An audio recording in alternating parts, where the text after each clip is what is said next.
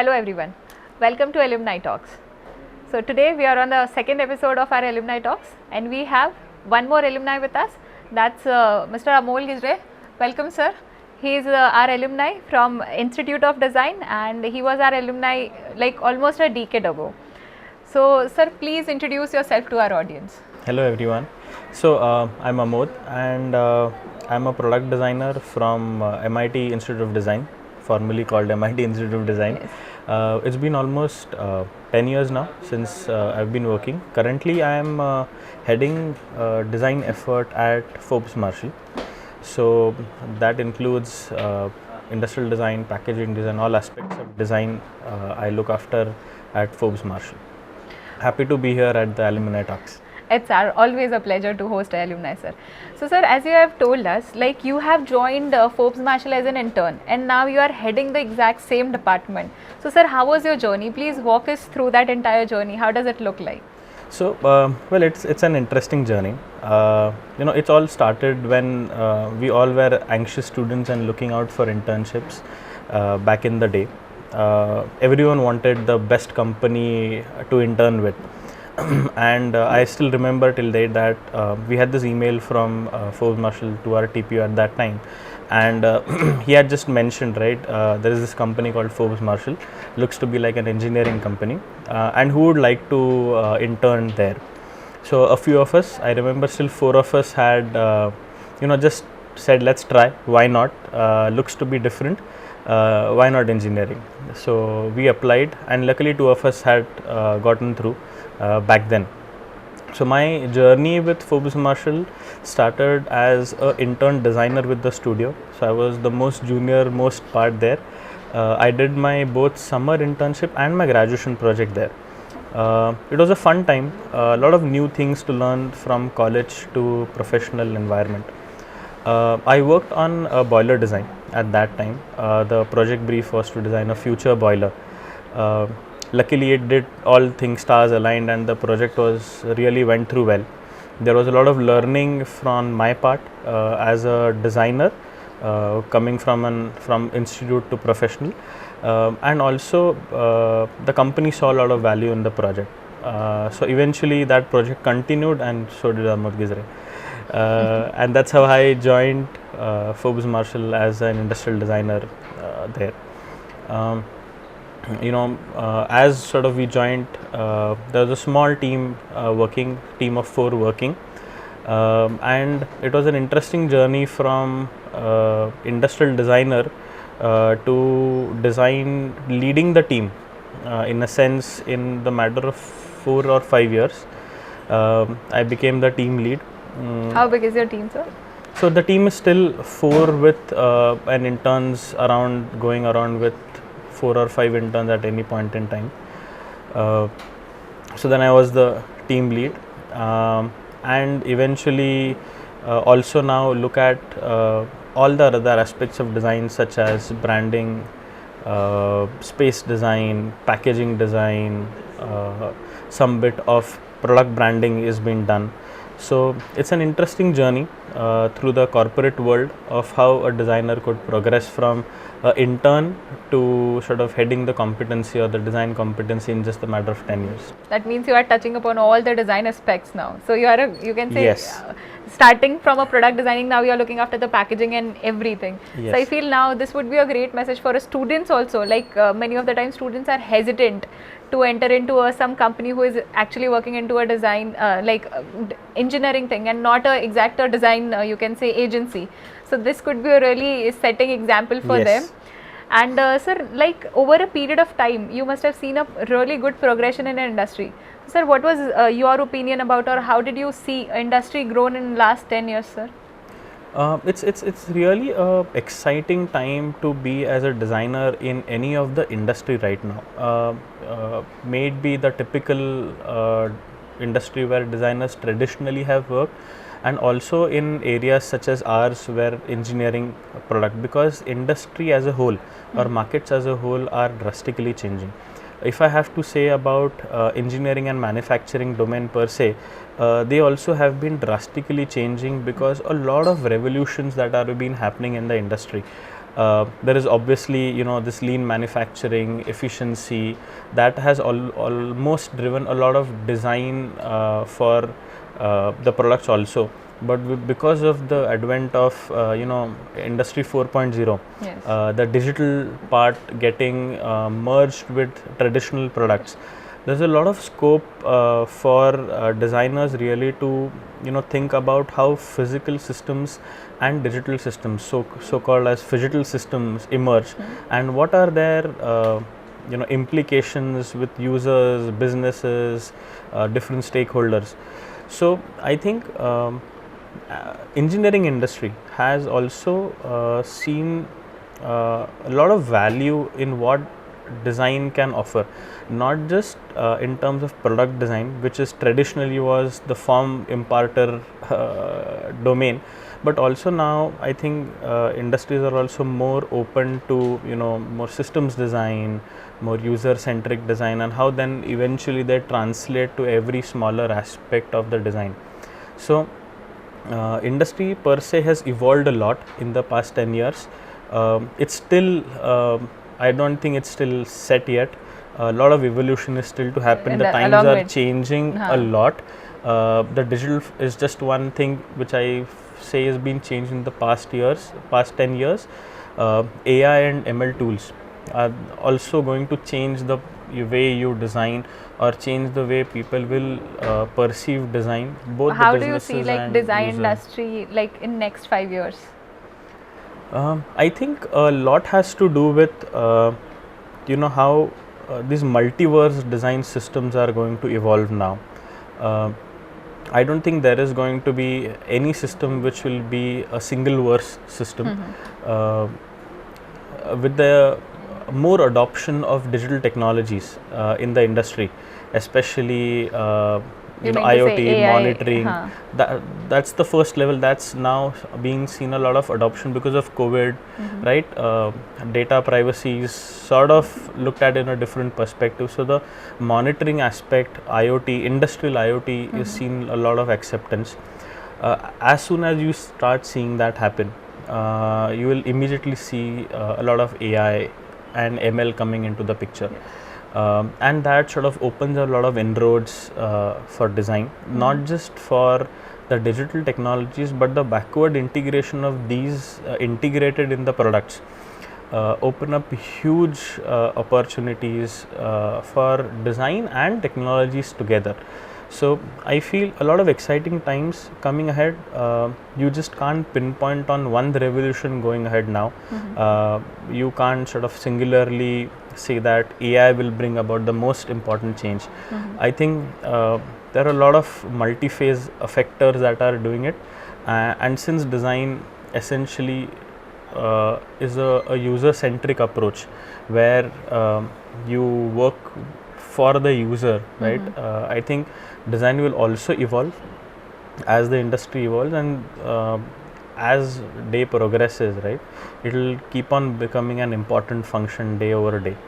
So definitely you are looking at this revolution as an opportunity for sure. Yes, definitely. We see that design as a function evolving in corporates larger. I mean, beyond the traditional silos of visual communication and product design, I think all those silos will remain and evolve, but larger user-centric design approaches are seeing a lot of acceptance in traditional industries like manufacturing, and that is where designers should contribute and play a bigger role. Said that, I feel still the hardcore skills and competencies may be of a graphic designer, hardcore graphic designer, or a UI or a product designer still remain, and rather become that much more deeper in terms of skill sets, and more quality is expected from these designers going ahead, because as the market evolves, that much more competition is going to evolve, and design is also seen as a differentiator. So as the competition increases, as technologies emerge, design will play a key role. So nowadays Yeah. companies are playing their USP on a design as well. Yeah, I think that's the interesting part that is happening, that design plays this multi-functions given at any point in time. Sometimes it acts like a design strategy with design thinking, where you bring in a larger spectrum of user journey, customer journey maps. At some places it plays the hardcore role of product designer, where you want to get deep into your skill and come up with really enticing forms and finishes, the whole new aspect to bring in. Similarly with visual communication design, with packaging design. And also it acts as a leveling factor, as in where you want to design for masses, for assemblies, for manufacturing. So it plays multiple roles, and what we are seeing evolving as design has a role to play in every single aspect. And that is where the companies are acknowledging that, and that's where design, there is a lot of potential to design. Perfect. That was like really deep insights about the industry. Now we'll take this conversation something to your personal learnings. So like over a period, we always make some mistakes. So sir, was there any particular mistake you made in your life and you have learned something, a bigger thing out of it? Oh yes, a lot of mistakes actually, especially as a professional designer. I'm sure a lot of mistakes have been made and learned from them. But I'll just, without going to the specifics of product design, what I'll say is, as you come out of college, right, we designers feel that we are the singular change makers in the entire business design spectrum. I think very soon I realized that, while it's good that you can think on systems design and a lot of other aspects, it's a equal contributor to maybe a technologist. It's an equal contributor to maybe a finance guy. It's an equal contributor also maybe to a very remote function that we would not associate, is even an HR. Yeah. Right? And to really make any of your designs or solutions successful, you really need to tie these all elements up, and singularly as a design function, never you can bring out a change. It's always a collaborative effort between all these functions to really bring that impact on any of the products that happen, right up to the last person who assembles your product, right? He is also an equal contributor because he also contributes equally in assembling that product. So I think that was a lesson learned, rather not very quickly, that every stakeholder or every element of the company or every element in the chain, how your product gets manufactured, sold, used, are an important aspect or parameter to make your design successful. You just have to keep your eyes, ears open, accept that, and not take it as a personal criticism, but incorporate all the feedbacks and move along the design journey. The sooner you can do that, keep your designer ego away, there are better chances of being successful, not just as a designer, not just as a product, but also as a designer in any setup, not just corporate setups, but in any setups. This could be definitely a life-changing advice for the viewers, for sure. So, sir, how was your journey with Institute of Design? How was your college days? Oh, the college days were fantastic. Will always be remembered. The college was very young and so were we. It was a fantastic place to, everyone was trying to figure out something or the other, including the institute, which was fun because they were receptive, they were open, they were taking feedbacks, and as a master's batch, right? Obviously we came with some baggage from our graduation, and it was a healthy mix at that time where a good feedback and two-way conversation used to happen. A lot of experimentation happened during the college days. The college also encouraged it with wholeheartedness. It's not just about saying the good things. I classically remember many of our senior jurors really ripping our juries apart during the jury, but then coming behind the table and then saying that, well, these are feedbacks, nothing personally to you, and we really hope that you grow as a designer. And all those feedbacks, all those sort of comments have really helped us grow as a designer, made us really ready for the corporate world that was out there. And no corporate world or no sort of wherever you go and work made you prepared for the criticism. It's always brutal. So the better you get trained at the college level, the better it is. And obviously skills have to be picked up. College had given us enough opportunities to be acquainted with a lot of tools and skill sets, and it's always the individual responsibility to pick up a skill, master it, or what skill to pick up and master. But the awareness and the introduction to all was there, which sort of set the stage very right in whichever direction we wanted to go. So that's what we remember of our college days. It was a new campus at that time. We had to walk a lot. Vividly remember walk a lot to the mess and back. Slightly less crowded, but it was fun back then. So how does it feel to come back as an alumni to your own institute and giving that feedback?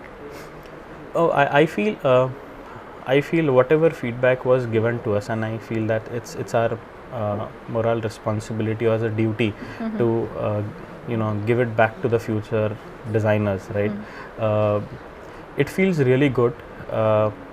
It feels like it's just not that we are adding value in terms of our product, but also adding value by sharing our experience to the new generation. It's not that every time we are the gurus and we share. It's a lot that we also learn from this new generation. This surprises a lot also. With a fresh perspective. Yeah. So I feel that while we don't come back as gurus, saying that we know it all, we come back with our own experiences, share it with them so that they don't make the same mistakes, and in turn learn some new things from them. So I feel like these coming back to college, having interaction with students, more of a conversations where we get to learn from each other, which makes it quite interesting than just imparting knowledge, I feel. Perfect. Then we are coming to the last part of the this, you can say, podcast. So sir, any 3 pieces of advice you would like to share it with our viewers? Oh, okay. So I feel as designers you're listening, it's very important to be open to feedback. Be very open to feedback, and don't take any criticism personally. Always keep in mind that you're not designing for you as a designer, but you're designing for a user, right? And you should do what is right for the user, and not because I feel this is right, I should do it. So one piece of advice for all the designers.